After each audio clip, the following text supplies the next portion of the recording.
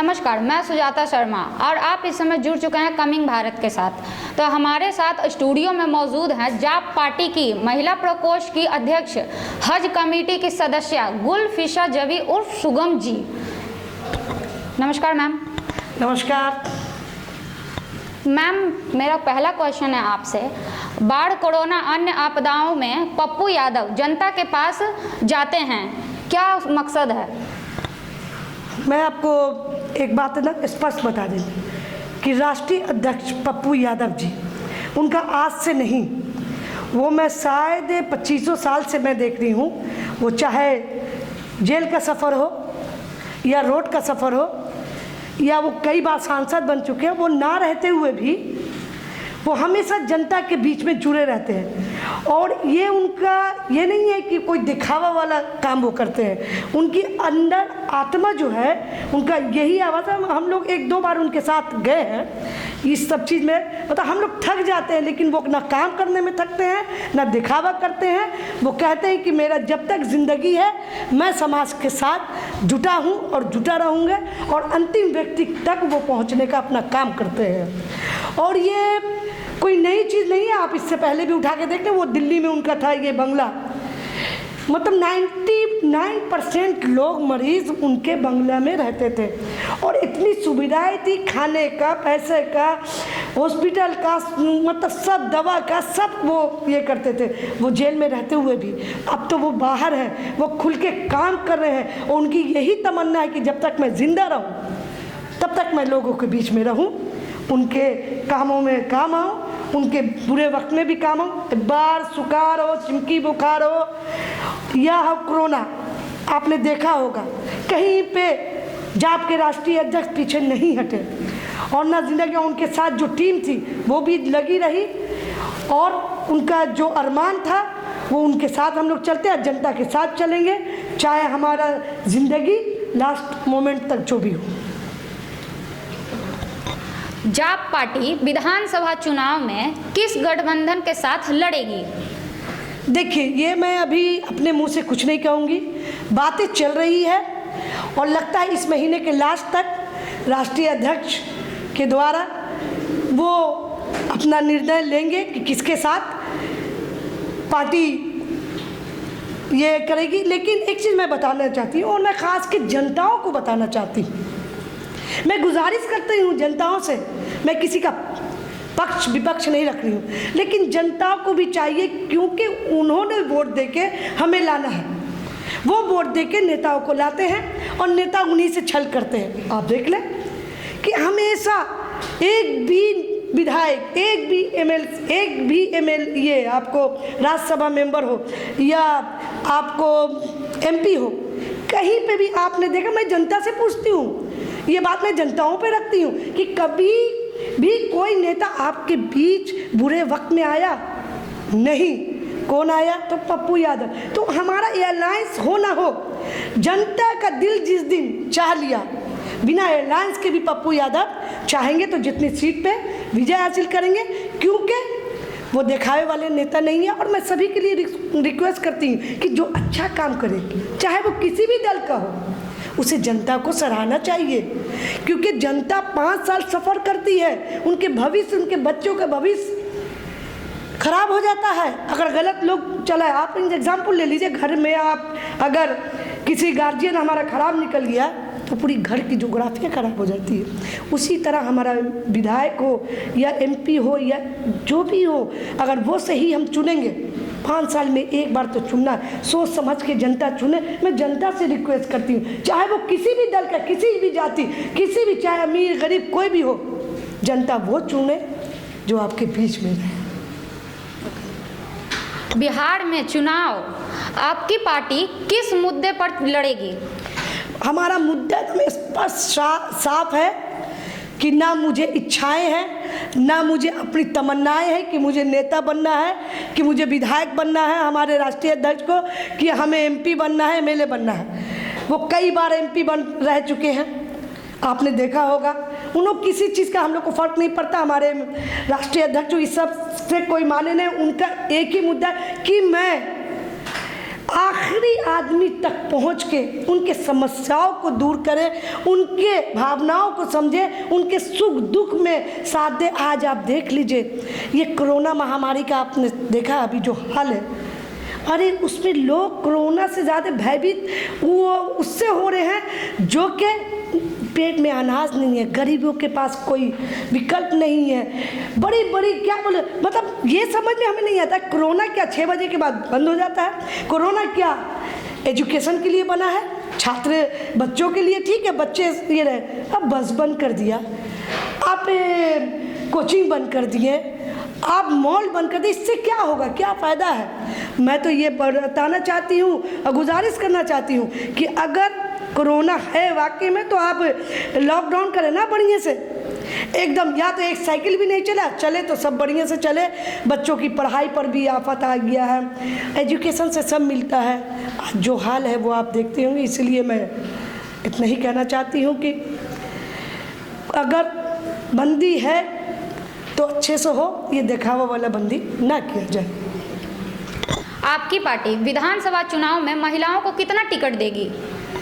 हमारी पार्टी, हमारे राष्ट्रीय अध्यक्ष पप्पू यादव जी का एक ही फंडा है कि 50% महिलाओं को हम लेके चलेंगे, क्योंकि महिलाओं से ही ये देश दुनिया अच्छे से चलती है, चाहे वो घर का मामला हो, समाज का मामला हो, देश का मामला हो, दुनिया का मामला हो। जहाँ महिला सशक्त होती है वही हिंदुस्तान नंबर 1 कहलाता है। इसीलिए हमारे राष्ट्रीय अध्यक्ष का यही है कि जो महिलाएं उस काबिल है, उन्होंने ये नहीं बोला है, देखिए उनका एक ही ये कि जो महिलाएं या पुरुष हो जो जनता के बीच में रहता है, जो जनता के लिए काम करेगा, जो आखिरी आदमी के बीच जाएगा, वही हमारे पार्टी से विधानसभा लड़ेगा, चाहे वो गरीब हो अमीर हो उससे मतलब नहीं है, लेकिन चुनाव वही लड़ेगा जो जनता का बीच में उसको जाकर अनाज पहुंचाए, उसकी दुख दर्द को समझे, एजुकेशन को देखे, स्वास्थ्य को देखे। ये नहीं कि एक बार बने विधायक और घर में सो गए, बाल बच्चा आराम कर रहा है, जनता गया बाहर में। विपक्ष का आरोप है कि आपके नेता पप्पू यादव पैसा बांटकर लोगों को गुमराह कर रहे हैं, तो इस पर क्या कहना चाहेंगी आप?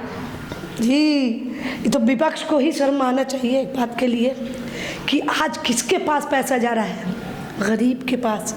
जो लोग दिल्ली में मर रहे थे, जो कोटा में मर रहे थे, जो बच्चे छट पड़े, जिसकी माँ को हार्ट अटैक हो गया, फैमिली मर गई बच्चे के इंतज़ार में, बच्चियों के इंतज़ार में, उसके लिए अगर पप्पू यादव करते हैं तो विपक्ष को जो समझ में आए उससे मतलब नहीं है। हाँ, पप्पू यादव को अगर बदनाम करना है तो कीजिए, वो गरीबों के आगे अनाज बांटते हैं, वो गरीबों को पैसा पहुंचाते हैं, वो गरीबों के स्वास्थ्य का ख्याल करते हैं। आप एग्जाम्पल ले लीजिए कि अभी हॉस्पिटल आप चलिए पप्पू यादव के ऑफिस में, अभी भी 10 ऐसे बंदे बैठे हुए होंगे जिनको हॉस्पिटल से किसी को 1.5 लाख कम करवाना, किसी को 50,000 कम करवाना, किसी को 5,000 कम करवाना, जिसको अपनी तरफ से मदद करना। अगर मदद वाले मसीहा को अगर वो बोलते हैं कुछ, तो अब उनकी सोच है, अपनी मेंटलिटी है, इसीलिए तो ना खुद ही कुछ कर पा रहे हैं। अरे ये तो सबक है, इसीलिए तो देख रहे हैं कि पप्पू यादव के देखते के साथ देखते कई लोग आगे आ रहे हैं, बड़ी खुशी होती है। और मुझे इतनी खुशी है राष्ट्रीय अध्यक्ष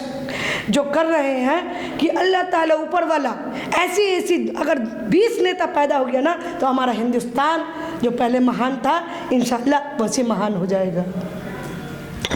क्या पप्पू यादव तेजस्वी यादव के साथ मिलकर चुनाव लड़ेंगे? एक चीज़ जान जाइए, अगर इन लोग को वाकई में चाहते हैं कि बीजेपी के खिलाफ चुनाव लड़े, आज जो सेंटर में सरकार है उसके खिलाफ विधानसभा यहाँ लड़ा जाए, तो उसके लिए इन लोग को एक होना पड़ेगा। ये हमारा अपना सुझाव है, समझा।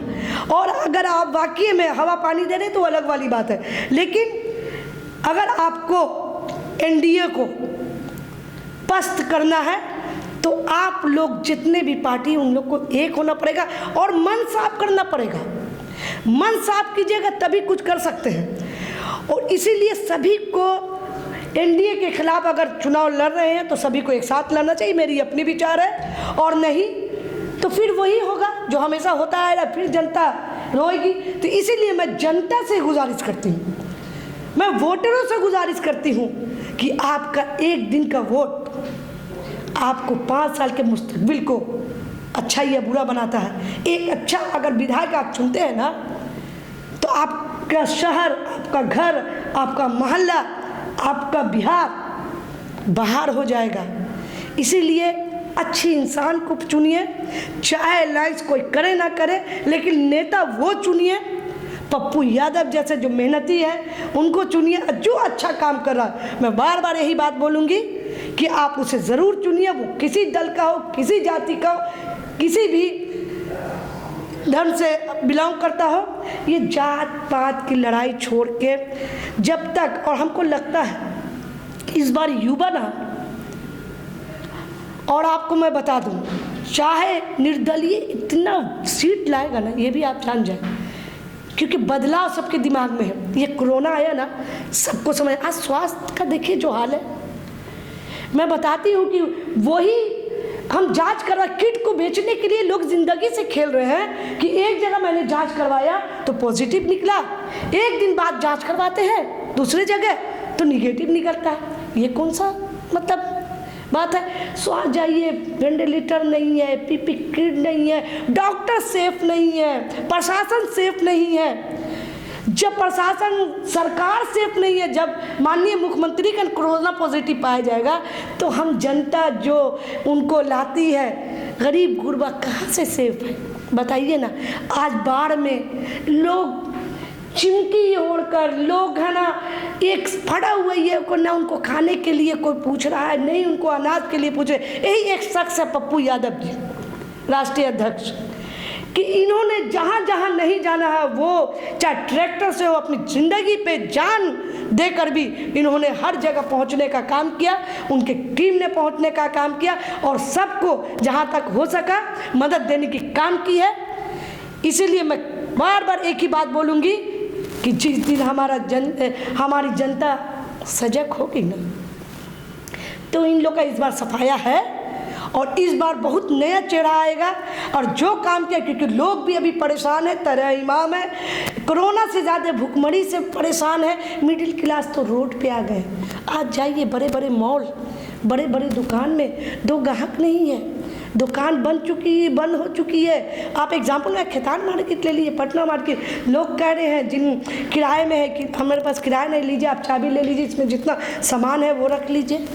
जो असर है, बहुत बुरा हाल है। ये पटना को नहीं, हिंदुस्तान को ही कहाँ से कहाँ इन्होंने ला दिया अपनी लालच में, कुछ समझ में नहीं आ रहा। अरे ना एजुकेशन है, ना स्वास्थ्य है, ना रोजगार है, यहाँ है बलात्कार है, ना बेटी सुरक्षा है, न महिलाएं सुरक्षा है, नहीं कोई आए दिन मर्डर हो जाता है। मैं बता दूं आज कि 2 बजे रात पे हमारे मोहल्ले के बगल में ये पी पा के सब झगड़ा करके लोग है ना एक दूसरे को मार दिया। जो मरा है उसके पास 9 बच्चे हैं, बताइए उस घर का क्या होगा?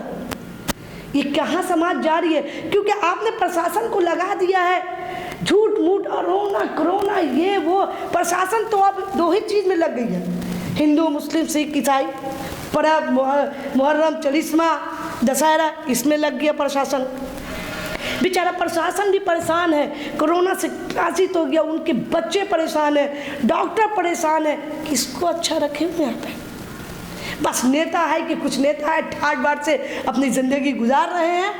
इसीलिए इस बार जनता से मैं गुजारिश करती हूँ कि आप होश में आइए और प्लीज़ अपना वोट को बर्बाद नहीं कीजिए, नहीं तो। और मैं एक चीज़ और आपको बीच में बताना चाहूँगी और रिक्वेस्ट करना चाहूँगी निर्वाचन आयोग से कि एक तरफ तो आए दिन कोरोना पेशेंट बढ़ रहा है और दूसरी तरफ आप चुनाव को करवाने के लिए जिद किए हुए हैं।